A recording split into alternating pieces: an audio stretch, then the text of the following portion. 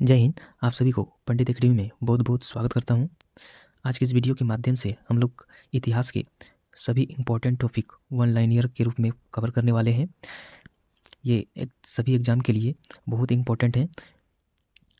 इतिहास के जितने भी क्वेश्चन हैं यहाँ से आपको ज़रूर देखने को मिलेगा, तो हमारे साथ बने रहिएगा लास्ट तक। और अगर हमारे चैनल पर पहली बार आए हैं तो चैनल को सब्सक्राइब कर लीजिएगा और वीडियो अच्छा लगे तो एक लाइक कर दीजिएगा।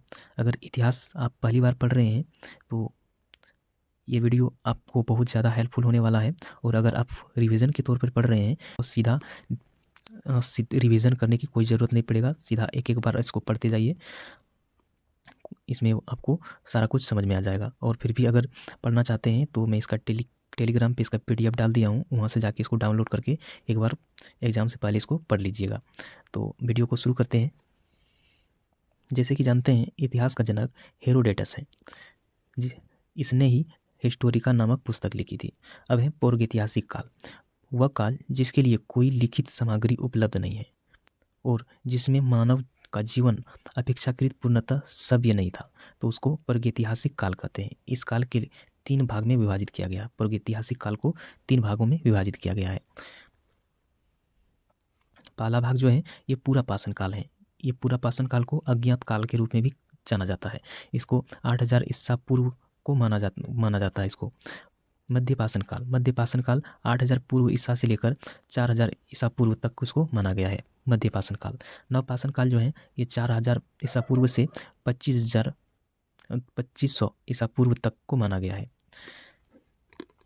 आगे है आग का आविष्कार, पूरा पाषाण काल में हुआ है। आग का आविष्कार जो है वो पूरा पाषाण काल में हुआ है। पहिए का आविष्कार नव पाषाण काल में हुआ है। मनुष्य ने घर बनाने की प्रवृत्ति नव पाषाण काल में सीखी है। मनुष्य ने सबसे पहले कुत्ते को अपना पालतू पशु बनाया था, कुत्ते को। कृषि का आविष्कार नव पाषाण काल में शुरू हुआ था। पूरा पाषाण काल में मानव की जीविका का मुख्य आधार जो था वो शिकार था। मनुष्य ने सबसे पहले तांबा धातु का प्रयोग किया था। आगे है मनुष्य द्वारा प्रयोग किए जाने वाले प्रथम औजार जो था वो कुल्हाड़ी था, कुल्हाड़ी। आगे है कृषि का प्रथम उदाहरण मेहरगढ़ से प्राप्त होता है। भारतवर्ष शब्द का सर्वप्रथम उल्लेख हाथी गुफा अभिलेख से मिलता है। आगे है मनुष्य द्वारा बोई गई सबसे पहली फसल गेहूं थी। जिन सिक्कों पर लेख नहीं है और उन पर जो चिन्ह बने हैं उनके ठीक ठीक ज्ञान नहीं है, ये सिक्के आहत सिक्के कहलाते हैं। आगे है रोमिला थापर के अनुसार लोहे का उपयोग 800 ईसा पूर्व में आरंभ हुआ। अब है वेद का जो प्राचीन ग्रंथ भी कहते हैं। वेद का जो शाब्दिक अर्थ है वो है ज्ञान। वेद का शाब्दिक अर्थ जो है वो होता है ज्ञान। वेदों की संख्या जो है वो टोटल है 4। ऋग्वेद, यजुर्वेद, सामवेद और है अर्थवेद। ऋग्वेद यह सबसे प्राचीन वेद है। इसमें 10 मंडल, 1028 युक्ति तथा 10,465 रचनाएं हैं। ऋग्वेद की 5 शाखाएं हैं।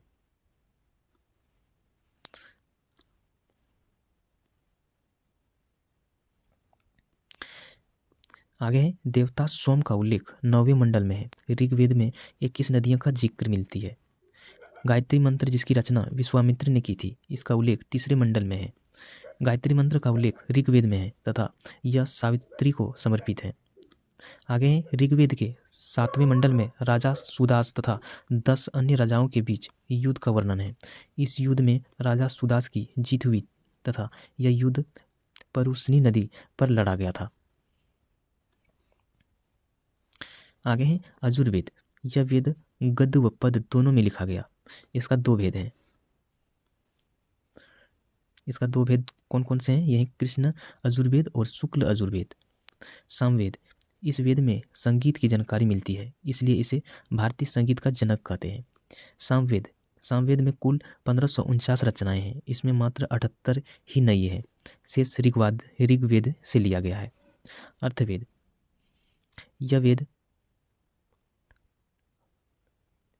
यह वेद सबसे बाद में लिखा गया है। इसे आधुनिक वेद भी कहते हैं। इस वेद में जादू, टोना, मंत्र, चिकित्सा, विवाह तथा प्रेम का उल्लेख है। आगे है अर्थवेद की दो शाखाएं हैं, पिप्पलाद एवं शौनक। अर्थवेद के ब्रह्मवेद भी कहा जाता है।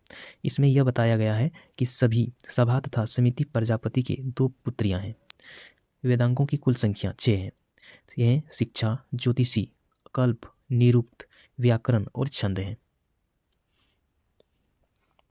आगे है पुराणों की संख्या टोटल जो है वो 18 है। पुराणों की रचयिता लोमहर्ष हैं। पुराणों में सबसे प्राचीन पुराण मत्स्य पुराण है। वर्तमान उपलब्ध पुराण गुप्त काल के आसपास के हैं। पुराण विष्णु पुराण का संबंध मौर्य वंश से, मत्स्य पुराण का सातवाहना वंश से तथा वायु पुराण का गुप्त वंश से है। अर्थशास्त्र के लेखक चाणक्य हैं। इसके दो अन्य नाम विष्णुगुप्त तथा कौटिल्य हैं।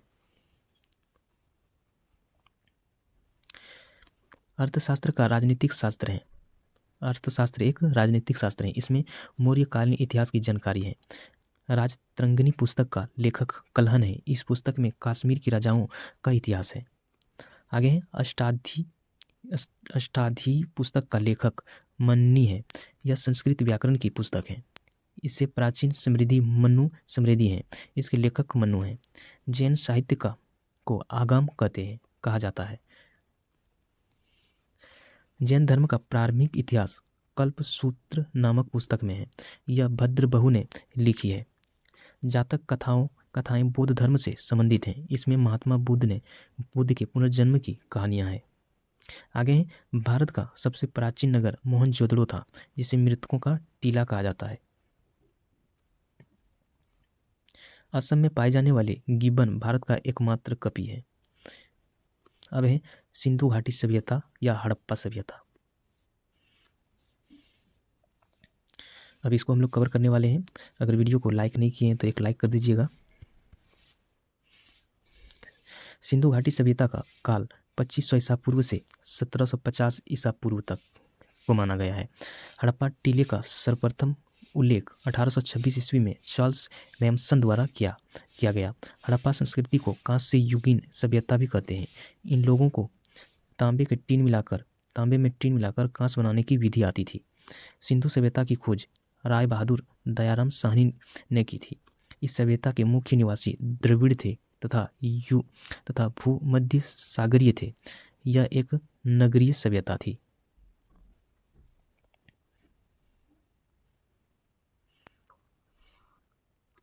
आगे है सिंधु सभ्यता का बंदरगाह लोथल को माना जाता है। सिंधु सभ्यता की लिपि भावात्मक चित्रात्मक थी। यह लिपि दाएं से बाएं लिखी जाती थी। सिंधु सभ्यता में नगर तथा घरों को बनाने के लिए ग्रिड पद्धति अपनाई गई। सिंधु सभ्यता मातृसत्तात्मक था। मोहनजोदड़ो से नेत्रक की एक कांस्य मूर्ति मिली है। ये लोग मिठास के लिए शहद का प्रयोग करते थे। सेधव वासी दशमलव प्रणाली पर आधारित बांटों का प्रयोग करते थे। लोथल में मिट्टी से निर्मित घोड़े की प्रतिमा प्राप्त हुई है। यहाँ गाय की साक्ष्य मिले हैं। सिंधुवासी बतख को अत्यधिक पवित्र मानते थे। जूते हुए खेत का साक्ष्य कालीबंगन से प्राप्त हुए हैं। आगे है नक्काशीदार ईंटों के प्रयोग का साक्ष्य भी कालीबंगन से प्राप्त हुए हैं। मोहनजोदड़ो से प्राप्त सबसे बड़ी इमारत स्नानघर है।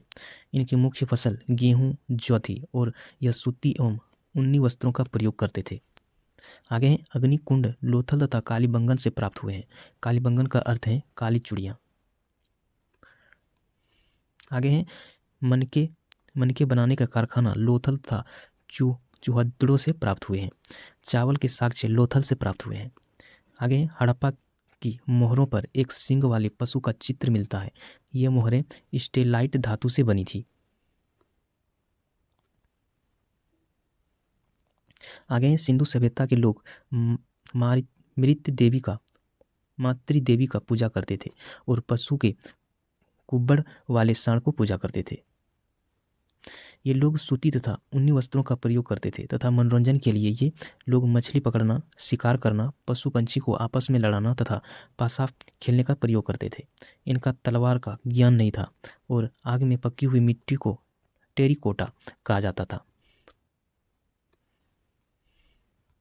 सिंधु समाज में पर्दा प्रथा था तथा वेश्यावृत्ति भी प्रचलित थी। सिंधु सभ्यता के लोग लाल मिट्टी के बर्तन बनाते थे तथा उस पर काले रंग का डिजाइन बनाते थे। सिंधु घाटी सभ्यता के विनाश का कारण बाढ़ माना जाता है। अब है वैदिक सभ्यता।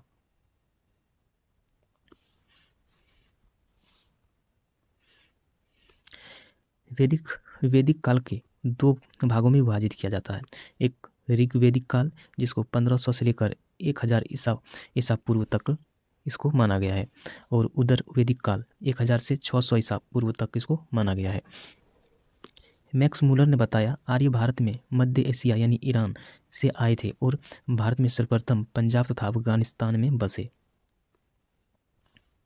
आगे है आर्यों द्वारा निर्मित सभ्यता वैदिक सभ्यता थी। आर्य शब्द का अर्थ श्रेष्ठ होता है। आर्यों की भाषा संस्कृत थी और यह ग्रामीण सभ्यता थी। प्रशासन की इकाई को 5 भागों में बांटा गया था। ये 5 भाग जो था, ये था कुल, ग्राम, विश्व, जन और राष्ट्र था। ग्राम के मुखिया को ग्रामीण कहते थे। विश्व का प्रधान विश्वपति कहलाता था तथा जन के शासन को राजन कहते थे। आगे है सभा एवं समिति राजा को सलाह देने वाली संस्था थी। स्त्री दोनों में भाग ले सकती थी। आगे युद्ध के लिए गविष्ट शब्द का प्रयोग किया गया है, जिसका अर्थ गायों की खोज था। आगे गजपति वाजपति गोचर भूमि का अधिकारी होता था। उग्र अपराधियों का पकड़ने का कार्य करता था। ऋग्वेद समाज को व्यवसाय के आधार पर 4 वर्गों में बांटा गया था। ब्राह्मण, क्षत्रिय, वैश्य और शूद्र था। आर्य का समाज पितृसत्तात्मक था। समाज की सबसे छोटी इकाई परिवार या कुल थी, जिसकी मुखिया पिता होता था और उसे कुलप कहते थे। स्त्रियां इस काल में अपने पति के साथ अज्ञेय कार्यों में भाग लेती थी। बाल विवाह तथा पर्दा प्रथा का प्रचलन नहीं था। आगे विधवा अपने मृत पति के छोटे भाई के साथ शादी यानी विवाह कर सकती थी। आगे है जीवन भर अविवाहित रहने वाली महिलाओं को अमुजा कहा जाता था। आर्यों का प्रिय पेय पदार्थ सोमरस था। यह वनस्पति से बनाया जाता था। उपनिवेशों की संख्या 108 है। आर्यों का मुख्य व्यवसाय पशुपालन और कृषि था। तंबाकू का ज्ञान वैदिक काल के लोगों को नहीं था। आर्यों का प्रिय पशु घोड़ा और प्रिय देवता इंद्र थे। उन्हीं कपड़े का सामूल्य कहते थे। आगे है आर्यों द्वारा खोजी गई धातु लोहा थी, जिसे श्याम आयम कहा जाता था तथा तांबे को लोहित अयस कहा जाता था। गाय की हत्या करने वाले के लिए मृत्युदंड तथा देश से निकालने का प्रावधान था।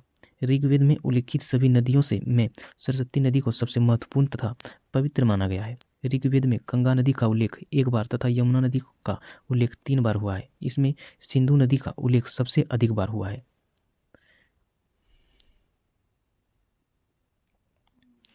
अब है उत्तर वैदिक काल। उत्तर वैदिक काल जो है ये 1000 ईसा से लेकर 600 ईसा पूर्व तक माना गया है। उत्तर वैदिक काल में इंद्र के स्थान पर प्रजापति देवता सबसे प्रिय हो गए। उत्तर वैदिक काल में वर्ण व्यवस्था जन्म के आधार पर तय होने लगी। उत्तर वैदिक काल में हल को सीरा तथा हल रेखा को सीता कहते थे। सत्यमेव जयते मुंडकोपनिषद से लिया गया। आगे है उत्तर वैदिक काल में कौशाम्बी नगर में प्रथम बार पक्की ईंटों का प्रयोग किया गया। महाकाव्य 2 हैं, एक है महाभारत, एक है रामायण। महाभारत और रामायण। महाभारत का पुराना नाम जय संहिता है।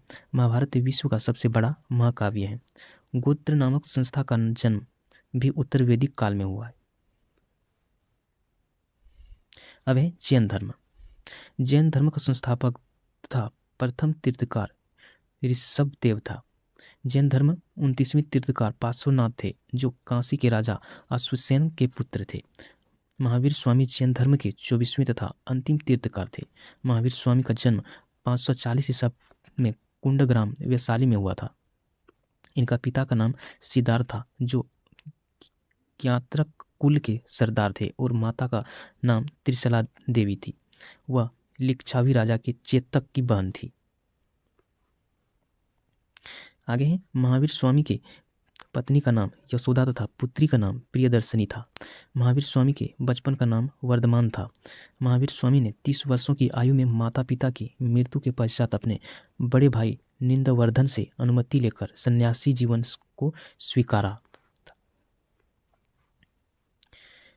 आगे है 12 वर्ष की कठिन तपस्या के पश्चात जाम्फ्रिकाग्राम में रिजुपोलिका नदी के किनारे साल के वृक्ष के नीचे इसको ज्ञान की प्राप्ति हुई। इस समय उनका नाम महावीर पड़ गया। उन्होंने अपना उपदेश प्राकृतिक धर्म मागधी भाषा में दिया।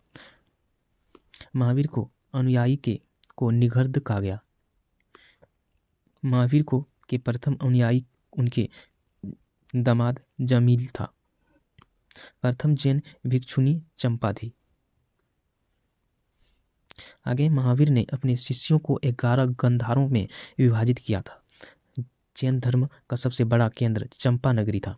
जैन धर्म त्रिरत्न है: संपादक दर्शन, सम्यक ज्ञान, सम्यक आचरण। जैन धर्म में ईश्वर की मान्यता नहीं है, इसमें आत्मा की मान्यता है। महावीर स्वामी पुनर्जन्म और कर्मवाद में विश्वास रखते थे। जैन धर्म में पूर्ण ज्ञान को केवल्य ज्ञान कहा गया है। जैन धर्म का सबसे महत्वपूर्ण सिद्धांत अहिंसा था। आगे है 72 वर्ष की आयु में महावीर स्वामी का मृत्यु 468 ईसा पूर्व में पावापुरी राजगीर में हो गई। जैन तीर्थकारों की जीवन कल्पसूत्र नामक पुस्तक में है, जो भद्रबाहु द्वारा लिखी गई है। जैन मठों को बासुदी कहा जाता था। खजुराहो मध्य प्रदेश में जैन मंदिर का निर्माण चंदेल शासकों ने करवाया था। जैन धर्म को मानने वाले राजा उदयन, वंदराजा चंद्रगुप्त मौर्य, खारवेल, अमोघवर्ष, चंदेल शासक। जैन धर्म ने अपने आध्यात्मिक विचारों को संख्या दर्शन से प्राप्त किया है। प्रथम जैन संगति 300 ईसा पूर्व में पाटलिपुत्र में हुई थी, जिसका अध्यक्ष स्थूलभद्र था। आगे है द्वितीय जैन संगति 6ठी शताब्दी में वल्लभी गुजरात में हुई। इसका अध्यक्ष क्षमाश्रवण था। जैन धर्म को 2 भागों में बांटा हुआ था: श्वेतांबर जो सफेद धारण करता था और दिगंबर जो नग्न रहता था। श्वेतांबर स्थूलभद्र के शिष्य थे तथा दिगंबर भद्रबाहु के शिष्य थे। अब है बौद्ध धर्म। बौद्ध धर्म के संस्थापक गौतम बुद्ध थे। इन्हें एशिया का ज्योति कहा जाता है, लाइट ऑफ एशिया। इनका जन्म 563 ईसा पूर्व में कपिलावस्तु की लुम्बिनी नामक स्थान पर हुआ था। इनकी माता का नाम सुधोधन था, जो शाक्य गण की मुखिया थी। इनका माता माया देवी की मृत्यु इनके जन्म के 7वें दिन हो गई। इनका पालन पोषण प्रजापति गौतमी ने किया। गौतम बुद्ध के बचपन का नाम सिद्धार्थ था। इसका विवाह 16 वर्ष की अवस्था में यशोधरा के साथ हुआ। इनका पुत्र का नाम राहुल था। जब वे कपिलावस्तु की सैर पर निकले तो उन्होंने बूढ़ा व्यक्ति, बीमार व्यक्ति तथा शव तथा सन्यासी को देखा, जिससे उनके मन विचलित हो गए। सिद्धार्थ ने संसार की समस्या से परेशान होकर 29 वर्ष की आयु में घर त्याग दिया, जिसे बौद्ध धर्म में महाविनिष्क्रमण कहा जाता है। 7 वर्ष तक वे ज्ञान की खोज में इधर उधर भटकने के बाद सर्वप्रथम वैशाली के समीप आलार कलाम तथा उद्दक रामपुत्र नामक 2 गुरुओं से शिक्षा ली थी। आलार कलाम सांख्य संप्रदाय के अनुयायी थे।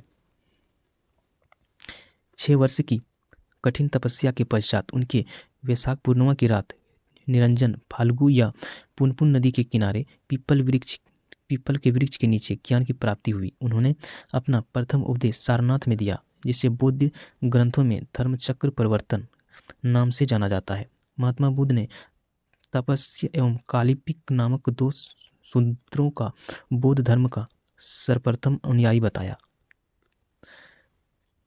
बुद्ध ने सर्वाधिक उपदेश श्रीवस्ती में दिया। बुद्ध धर्म का सबसे ज्यादा प्रचार कौशल राज्य में हुआ।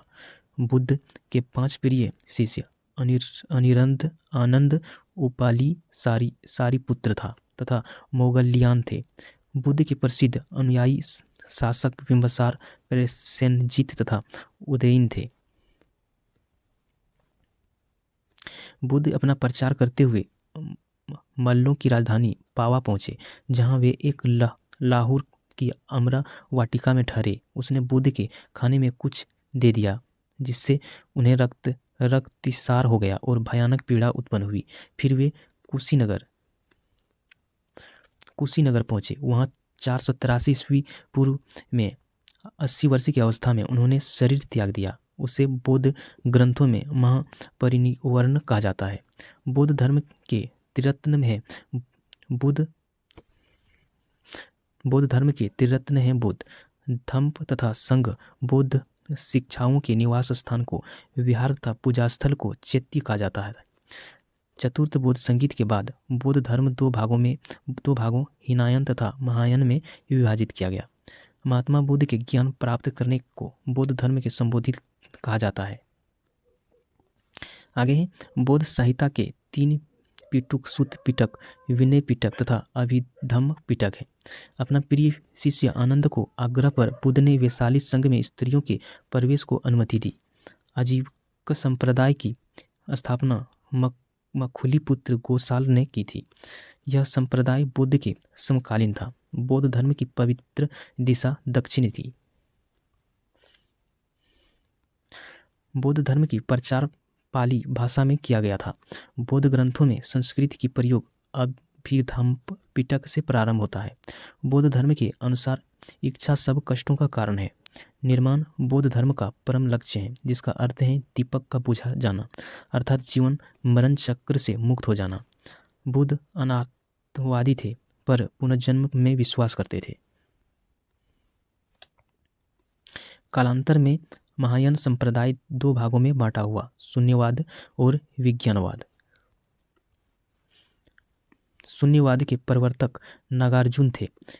विज्ञानवाद के प्रवर्तक मैत्रेयनाथ थे। महात्मा बुद्ध ने सर्वप्रथम गुरुवेला में तपस्या की। सुत्त पिटक को प्रारंभिक बौद्ध धर्म का इंसाइक्लोपीडिया कहा जाता है। बुद्ध के पूर्व जन्म की कथाएं, जातक कथाएं सुत्त पिटक में वर्णित हैं। तिब्बत में बौद्ध धर्म का प्रचार करने वाले बौद्ध भिक्षु पार्श्व थे। नालंदा तथा विक्रमशिला विश्वविद्यालय बौद्ध शिक्षा के प्रधान केंद्र थे। आगे बुद्ध ने मगध मार्ग मध्यम प्रतिपादा का उपदेश दिया। बुद्ध पावा से कुशीनगर चले गए और वहां पर सुभक्ष का अपना अंतिम उपदेश दिया। अशोक, मेनांडर, कनिष्क, हर्षवर्धन ने बौद्ध धर्म का प्रसार में विशिष्ट योगदान दिया था। बिहार एवं बंगाल के पाल शासकों ने बौद्ध धर्म का प्रचार प्रसार में अद्वितीय योगदान दिया। बौद्ध के पंचाशीला सिद्धांत का वर्णन छांदोग्य उपनिषद से मिलता है। तो ये यहाँ पर समाप्त होता है। तो नेक्स्ट वीडियो में हम फिर इसके आगे लेके आएंगे। तो ये वीडियो आप लोगों को कैसा लगा हमें कमेंट में बताइएगा। तो मिलते हैं फिर से नेक्स्ट वीडियो में, तब तक जय हिंद।